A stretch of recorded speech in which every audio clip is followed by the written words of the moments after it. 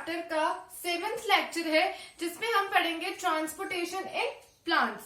पिछले लेक्चर में हमने पढ़ा था ट्रांसपोर्टेशन इन एनिमल्स। अब क्या होता है कि एनिमल्स को तो एक जगह से दूसरी जगह मूवमेंट करना होता है, बहुत सारी एक्टिविटीज परफॉर्म करनी होती है ना। तो इसलिए उन लोगों को ज्यादा कॉम्प्लेक्स सिस्टम और ज्यादा एनर्जी की रिक्वायरमेंट होती है, while plants are comparatively simpler as compared to animals. ठीक है, क्योंकि उनको कोई मूवमेंट, लोकोमोशन कुछ नहीं करना होता है, उनको बस एक जगह पे खड़े रहना होता है।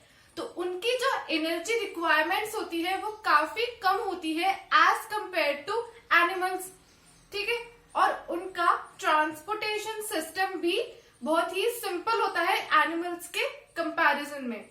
साथ ही साथ सिंपलर होने के साथ साथ अगर ट्रांसपोर्टेशन थोड़ा स्लो भी हो तो भी प्लांट्स को कोई प्रॉब्लम नहीं होती, क्योंकि उनको लोकोमोशन, मूवमेंट, ये वाले फंक्शंस परफॉर्म नहीं करने होते हैं। तो let's start with today's topic, transportation in plants. जैसे कि मैंने कहा कि एनर्जी रिक्वायरमेंट प्लांट्स की बहुत ही लो होती है। इसीलिए क्यों होती है? क्योंकि उनको एक जगह पे ही खड़ा रहना होता है, उनको कोई मूवमेंट नहीं करना होता। तो इसलिए उनका ट्रांसपोर्टेशन सिस्टम स्लो हो सकता है किसके? एनिमल्स के कंपैरिजन में।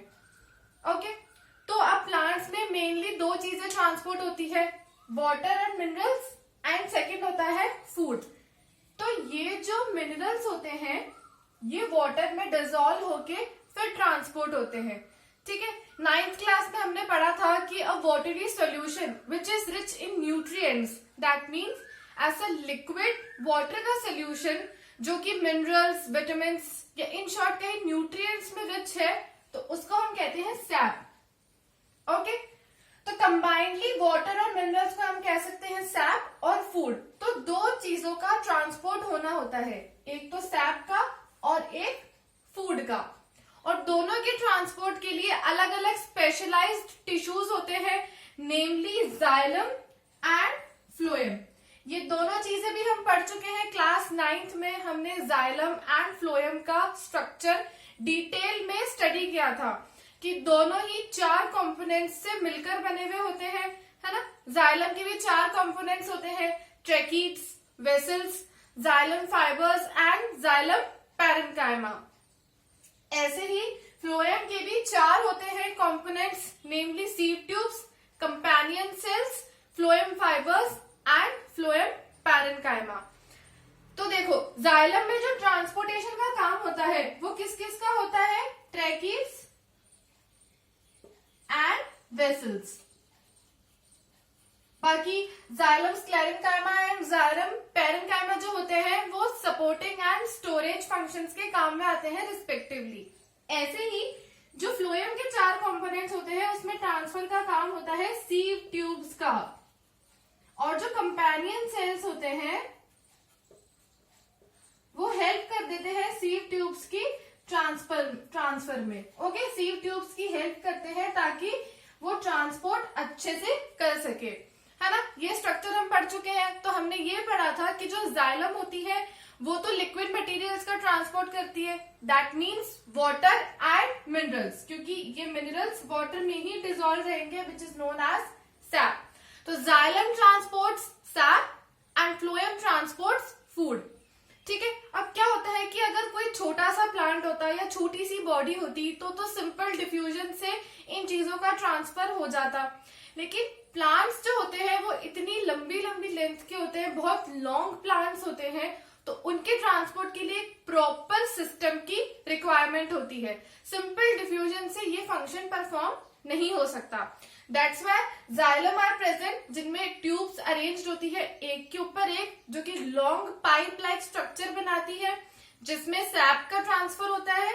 एंड जो फ्लोएम्स होती है उनमें भी जो सीव ट्यूब्स होती हैं वो भी एक के ऊपर एक अरेंज होकर ट्यूब लाइक एक लंबा पाइप लाइक स्ट्रक्चर बना लेती है, जिसमें फूड का ट्रांसफर होता है।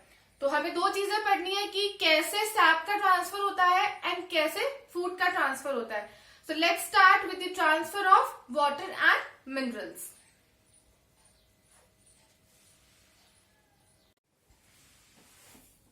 Okay, so first of all we will start with transport of water. तो वाटर के ट्रांसपोर्ट को साइंटिफिक टर्म्स में या बायोलॉजिकल टर्म्स में हम कहते हैं एसेंट ऑफ सैप। सैप का मतलब हमने पढ़ लिया, क्या होता है, watery solution which is rich in nutrients. तो सैप का मतलब तो हमें समझ में आ गया। अब एसेंट का मतलब है टू राइज अप, मतलब ऊपर उठना। अब पानी कहाँ से एब्जॉर्ब होगा, रूट्स में से। अब ऐसा तो नहीं है कि रूट्स में एब्जॉर्ब हुआ तो वहीं रहेगा, बाकी के पार्ट्स में भी पहुंचना होता है ऊपर तक, जहां पे लीव्स, स्टेम्स, ब्रांचेस वगैरह प्रेजेंट है। तो वहां तक वाटर का पहुंचना मतलब वाटर को राइज अप होना पड़ेगा, ऊपर उठना पड़ेगा, है ना, वहां तक पहुंचने के लिए। इसीलिए वाटर के ट्रांसपोर्ट को हम कहते हैं एसेंट ऑफ सैप। अब ये जो होता है ट्रांसपोर्ट, ये दो प्रोसेसेस की वजह से हो सकता है, एक तो ट्रांसपिरेशन पुल एंड एक रूट प्रेशर। पहले हम देख लेते हैं ट्रांसपिरेशन पुल। जैसे कि हम सबको पता है कि ट्रांसपिरेशन एक ऐसा प्रोसेस है जिसमें वाटर का लॉस होता है in the form of vapours. कहां से होता है, लीव्स में से जो उनके पोर्स प्रेजेंट होते हैं जिनको हम बोलते हैं स्टोमेटास। मतलब the loss of water in the form of vapours from the small pores known as stomata is known as transpiration. ठीक है, इतना समझ में आ गया हमें कि ये जो प्लांट है इसकी अगर लीव्स प्रेजेंट होगी तो यहाँ से अगर वाटर का लॉस हो रहा है, किसमें, वेपर की फॉर्म में, क्योंकि सन की हीट की वजह से जो यहाँ पे पोर्स खुलते हैं तो वहां पे वाटर मॉलिक्यूल्स हीट अप होके वेपर्स की फॉर्म में लॉस हो जाता है, उसको हम बोलते हैं ट्रांसपिरेशन। ठीक है, इतना तो हमें पता है, ये तो समझ में आ गया। अब ट्रांसपिरेशन पुल क्या होता है ना, पुल कैसे हुआ, तो देखो इतनी जगह पे ये सारे वाटर मॉलिक्यूल्स उड़ गए in the form of vapours. Okay, तो अब यहां से वाटर का लॉस होने के बाद ये इतनी स्पेस खाली हो गई, यहाँ पर अब वाटर के मॉलिक्यूल्स प्रेजेंट नहीं है। तो क्या होगा, इस जगह को फिल करने के लिए जो यहाँ के वाटर मॉलिक्यूल्स हैं वो चले जाएंगे यहाँ पे। ठीक है, अब यहाँ से अंदर चले गए तो फिर ये जगह खाली हो गई, फिर इस जगह को फिल करने के लिए यहाँ से चले गए इधर ऊपर, है ना। ऐसे करते करते नीचे की जगह खाली होती जाएगी तो और नीचे से मॉलिक्यूल्स ऊपर आ जाएंगे उसकी जगह को फिल करने के लिए।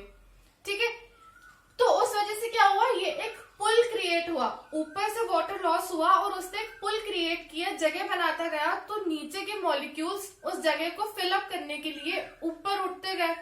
ठीक है, उस वजह से क्या हुआ, वाटर का ट्रांसपोर्ट भी हो गया। किस वजह से, क्योंकि ऊपर से एक पुल क्रिएट हुआ। और वो पुल क्यों क्रिएट हुआ, क्योंकि ट्रांसपिरेशन का प्रोसेस हुआ, है ना।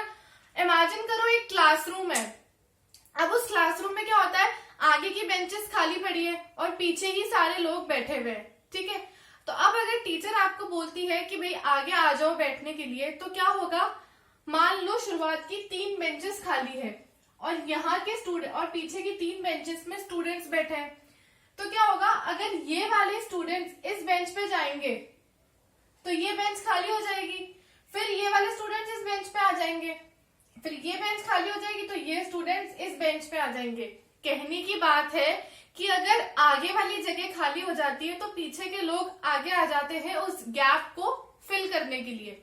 ऐसा ही कुछ केस होता है वाटर के साथ कि अगर वाटर मॉलिक्यूल उस पर्टिकुलर जगह से इवेपोरेट हुआ है तो उस खाली जगह को फिल करने के लिए पीछे से वाटर मॉलिक्यूल्स आगे चले गए जगह को फिल करने के लिए।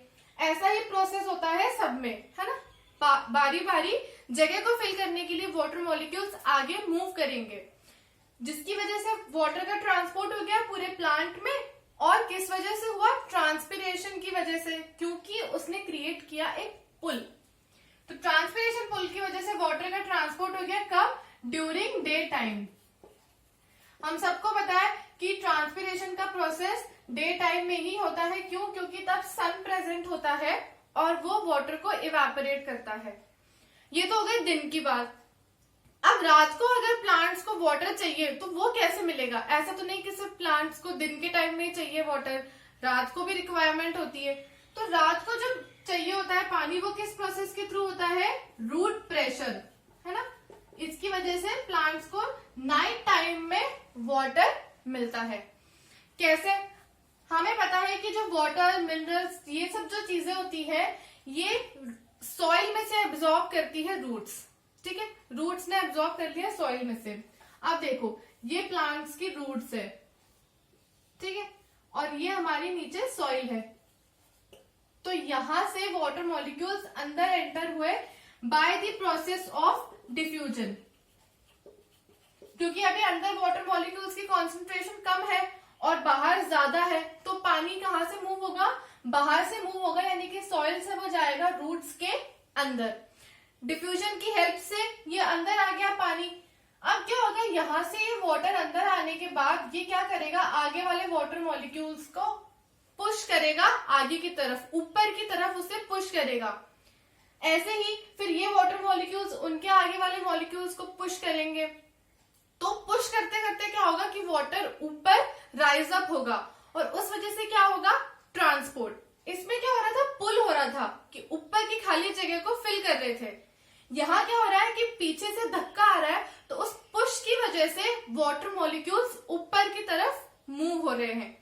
इमेजिन कि कोई एक बस है, अब हमें उस बस के अंदर चढ़ना है, बहुत भीड़ हो रखी है, बहुत कंजस्टेड है, लेकिन फिर भी हमें उस बस के अंदर चढ़ना है। तो हम क्या करेंगे, हम इतना प्रेशर से अंदर जाएंगे कि जो बस के गेट पे जो इंसान खड़ा है उसको धक्का लगेगा, फिर उसका धक्का आगे के 4 लोगों को लगेगा। तो क्या होगा, वो इंसान और आगे के लोग सब जने अंदर की तरफ पुश होंगे और अल्टीमेटली हम भी अंदर चले जाएंगे। ऐसे ही होता है कुछ वाटर मॉलिक्यूल्स के केस में कि एक बार तो वो अंदर आया और इतनी प्रेशर से आया कि उसने आगे के मॉलिक्यूल्स को पुश कर दिया, है ना, और पुश करने की वजह से वो सारे वाटर मॉलिक्यूल्स राइज अप हो गए प्लांट्स में और वाटर का ट्रांसपोर्ट हो गया to the top most levels. तो ये प्रोसेस इफेक्टिव होता है रात के टाइम में, क्योंकि रात के टाइम में ट्रांसपिरेशन का फंक्शन परफॉर्म नहीं हो सकता। इसी वजह से कई बार आपने देखा होगा कि सुबह जो प्लांट की लीव्स पे जो ड्रॉपलेट्स प्रेजेंट होते हैं वाटर के, वो इसी का एविडेंस है रूट प्रेशर का, है ना। क्योंकि ट्रांसपिरेशन नहीं हो रहा है तो रूट ने जो वाटर एब्जॉर्ब किया, जो ट्रांसपोर्ट हुआ, तो जो एक्स्ट्रा वाटर है वो लिक्विड ड्रॉपलेट्स की फॉर्म में हमें दिखता है लीव्स पे।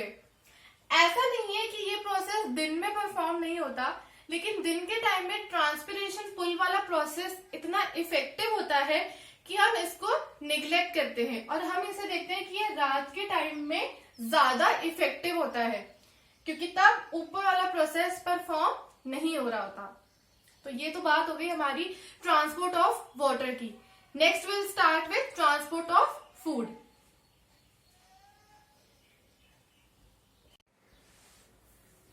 ओके, सो नेक्स्ट हमें देखना है कि फूड का ट्रांसपोर्ट कैसे होता है। तो जो फूड का ट्रांसपोर्ट होता है उसको हम बोलते हैं translocation, which is movement of food in plants. उसको क्या बोलते हैं हम, ट्रांसलोकेशन।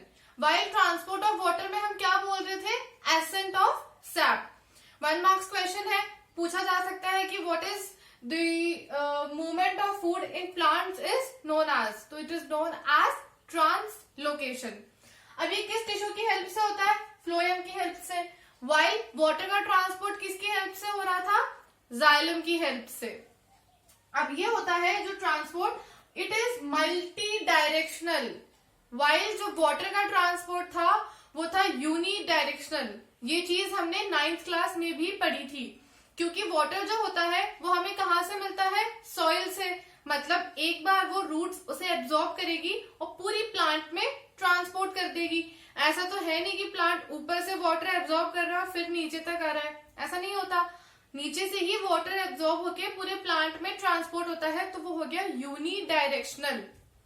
वाइल जो फ्लोएम का ट्रांसपोर्ट होता है इट इज मल्टी डायरेक्शनल। अब ऐसा क्यों होता है, देखो जो प्लांट के ग्रीन पार्ट्स होते हैं, स्टेम हो गई, ब्रांचेस हो गई, लीव्स हो गई, कुछ यंग ब्रांचेस और स्टेम भी ग्रीन कलर की होती है। बाकी मेनली फूड कहाँ सिंथेसाइज होता है, लीव्स में। तो अब लीव्स में फूड बना, वहां से वो पूरे प्लांट में ट्रांसपोर्ट हो गया, ठीक है।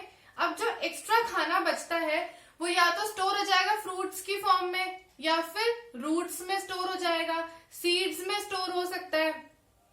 तो क्या होगा, जब कंडीशंस अनफेवरेबल होती है या फिर जब लीव्स खाना नहीं बना पाती, तो क्या होता है, जहां पर फूड उसने स्टोर किया है प्लांट ने, कहाँ पे, रूट्स में, वहां से फिर वो जाता है पूरे प्लांट में वापस से। ठीक है, तो देखो जैसे ये प्लांट है और ये इसकी रूट्स है, एक बार तो ये लीव से ट्रांसपोर्ट हो गया पूरे प्लांट में, है ना, और बचा हुआ खाना कहाँ स्टोर हो गया, यहाँ पे रूट्स में। तो अब क्या होगा, जब प्लांट को रिक्वायरमेंट होगी फूड की, जब कंडीशंस अनफेवरेबल है, लीव्स खाना नहीं बना पा रही है, तो क्या भाई स्टोर्ड फूड ही यूज करेगा फिर तो तब क्या होता है कि फ्लोएम यहाँ से फूड लेके और फिर इसे ट्रांसपोर्ट करती है। तो एक बार तो लीव्स से लेके फूड ट्रांसपोर्ट हुआ और एक बार रूट्स से लेके फूड ट्रांसफर हुआ, तो हो गया ना दो डायरेक्शनल। तो एक से ज्यादा ऐसे ही जहां जहां पे भी फूड स्टोर हो सकता है वहां से ट्रांसपोर्ट होता है, कब, जब उसकी रिक्वायरमेंट होती है। इसीलिए फ्लोएम का ट्रांसपोर्ट जो होता है वो मल्टी डायरेक्शनल होता है। नेक्स्टली इसके ट्रांसपोर्ट के लिए हमें एनर्जी की रिक्वायरमेंट होती है, which is in the form of ATP. जो हमने रेस्पिरेशन वाले टॉपिक में पढ़ा था, इट इज एडिनोसिन ट्राइफॉस्फेट। तो उसकी जरूरत होती है फूड के ट्रांसपोर्ट के लिए। नेक्स्ट पॉइंट आ जाता है कि देखो substances like sucrose which is a sugar enters phloem using ATP. अब देखो जो लीव्स होती है वो जो फूड सिंथेसाइज करती है तो उससे बनता है glucose. Glucose is a basic carbohydrate, सबसे सिंपलेस्ट फॉर्म होता है। ठीक है, फिर वो जब प्लांट में रहता है आगे और सिंथेसाइज होता है तो वो कॉम्प्लेक्स फॉर्म में कन्वर्ट हो जाता है, क्योंकि प्लांट्स उसको उस फॉर्म में यूज करते हैं। तो sucrose is also a type of carbohydrate. Basically जो लीव्स फूड सिंथेसाइज करती है तो वो कार्बोहाइड्रेट्स ही बनाती है। तो ये कार्बोहाइड्रेट जो होते हैं ये एंटर करते हैं फ्लोएम टिश्यू में with the help of ATP. ठीक है, अब जैसे मान लो ये वाला हमारा फ्लोएम टिश्यू है, यहां पे सुक्रोज एंटर किया, किसकी हेल्प से, एटीपी की हेल्प से ये सुक्रोज अंदर आ गया। अब क्या होगा, सुक्रोज यानी कि जो शुगर्स है वो अंदर आ गई, उसकी वजह से क्या हुआ, ऑस्मोटिक प्रेशर इंक्रीज हो गया टिश्यू के अंदर का। मतलब अब टिश्यू के अंदर सुक्रोज की अमाउंट ज्यादा हो गई और वाटर की अमाउंट कम हो गई, है ना। तो वाटर यहाँ पे कम है, यहाँ पे ज्यादा अमाउंट में वाटर प्रेजेंट है, तो भाई water will move inside the phloem, क्योंकि एक ऑस्मोटिक प्रेशर क्रिएट हो गया है। तो हायर कॉन्सेंट्रेशन से लोअर कॉन्सेंट्रेशन पे वाटर का मूवमेंट हो गया। तो अब फ्लोएम के अंदर हमारे पास दो चीजें आ गई, एक तो सुक्रोज और एक वाटर। ठीक है, अब ये दो चीजें हमारे पास फ्लोएम के अंदर आ गई और इसी प्रेशर की वजह से क्या होता है, मूवमेंट ऑफ सब्सटेंसेस। अब देखो इतनी जगह पे फ्लोएम में प्रेजेंट है हमारे पास सुक्रोज एंड वाटर। अब यहाँ पर प्रेशर ज्यादा है, ठीक है, और जहां पे फ्लोएम लेकर जा रही है वहां पर अभी प्रेशर कम है, क्योंकि वहां पर सुक्रोज और वाटर नहीं है। तो ऐसे ही इसी प्रेशर की वजह से इसका मूवमेंट होगा from higher concentration to lower concentration, और इसी प्रेशर की वजह से मूवमेंट होते होते ये फूड का ट्रांसपोर्ट होगा। अब क्या होता है, जहां पर ये फूड ट्रांसपोर्ट करना है तो कहाँ ट्रांसपोर्ट होगा, नेचुरली जहां पर सिंथेसाइज नहीं हो सकता, मतलब लीव्स में तो बना, और लीव्स से अब कहाँ जाना है, फूड स्टेम में जाना है, ब्रांचेस में जाना है, तो वहां पर नेचुरली सुक्रोज की अमाउंट प्रेजेंट नहीं होगी, क्योंकि वहां पर बना ही नहीं है खाना। तो क्या होगा, अभी अंदर कंसेंट्रेशन ज्यादा है और बाहर नहीं है, तो फिर सुक्रोज रिक्वायरमेंट के अकॉर्डिंग बाहर मूव आउट कर जाएगा। ठीक है, जिस पार्ट में जितनी रिक्वायरमेंट है फूड की वहां पर उतना सुक्रोज फ्लोएम में से निकल कर वहां पे जाके इकट्ठा हो जाएगा। तो इन शॉर्ट अगर हम कहें कि जो फूड का ट्रांसपोर्ट है वो पूरा किस वजह से हो रहा है, by the process of osmotic pressure. ठीक है, उसी की वजह से ये फूड का ट्रांसपोर्ट हो रहा है। एक बार तो ऑस्मोटिक प्रेशर कब क्रिएट हुआ, जब सुक्रोज अंदर आ गया था। ठीक है, उस वजह से वाटर को भी अंदर आना पड़ा, है ना। अब वाटर के अंदर आने के बाद क्या हुआ कि यहाँ पर प्रेशर ज्यादा हो गया। ठीक है, जैसे इमेजिन कर लो ये पूरा पाइप है, ठीक है, अब इस पूरे पाइप में क्या हो रहा है कि एक जगह पे तो सुक्रोज और H2O इकट्ठा है ना। यहाँ पर आ गया हमारे पास सुक्रोज जो कि बाहर से अंदर आया, है ना। अब यहाँ से अंदर आ गया हमारे पास वाटर।